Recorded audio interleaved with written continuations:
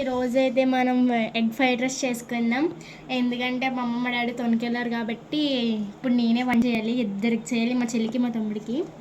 ఇప్పుడు ఆనియన్స్ అవి కట్ చేసి. ఇది ఎందుకంటే మీకు తెలుసా ఇది ఎందుకో? ఇదంటే ఎగ్ ఫ్రైడ్ రైస్ అయిపోయాక వాటి పైన వేసుకోవడానికి బాగుంటుంది కదా, అందుకని చెప్పని కట్ చేసింది. ఇంకొన్ని ఫ్రెండ్స్, ఇప్పుడైతే మనము ప్యాన్ పెట్టుకొని స్టవ్ వెలిగించుకొని ఆనియన్స్ కట్ చేసే లోపల స్టవ్ వెలిగించుకొని మనం ఈ ప్రాసెస్ చూసుకుందాం గైస్. ఇప్పుడు దీంట్లో 2 టేబుల్ స్పూన్స్ ఆయిల్ వేసుకుందాం గైస్. దీంట్లో ఇప్పుడు ఎగ్ ఫ్రై చేసుకోవాలి. ఇంకొన్ని ఫ్రెండ్స్, ఇప్పుడు మా అక్క ఒక ఎగ్ వేస్తుంది. ఇప్పుడు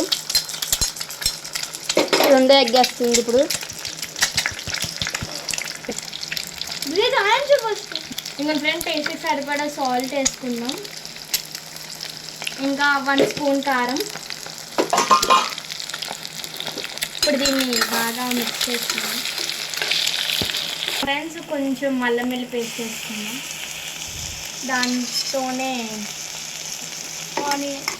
దాంతోనే ఇప్పుడు కరివేపాకు వేసుకుందాం కొంచెం. ఇప్పుడు దీన్ని బాగా మిక్స్ చేసుకుందాం.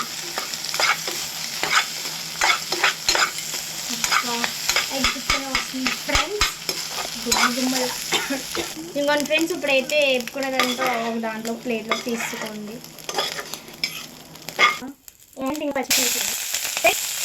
అయితే ఫ్రెండ్స్ మాకు ఆనియన్స్ అయిపోయింది కాబట్టి ఇప్పుడు మనం ఫ్రై చేసి పెట్టుకున్నాం ఎగ్ టేస్ట్ చేసుకున్నాం.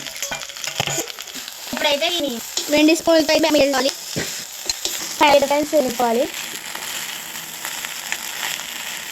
మా దగ్గర సాస్ లేవు, అందుకే వేసుకోలేదు. ఆల్రెడీ వేసుకోకూడదు.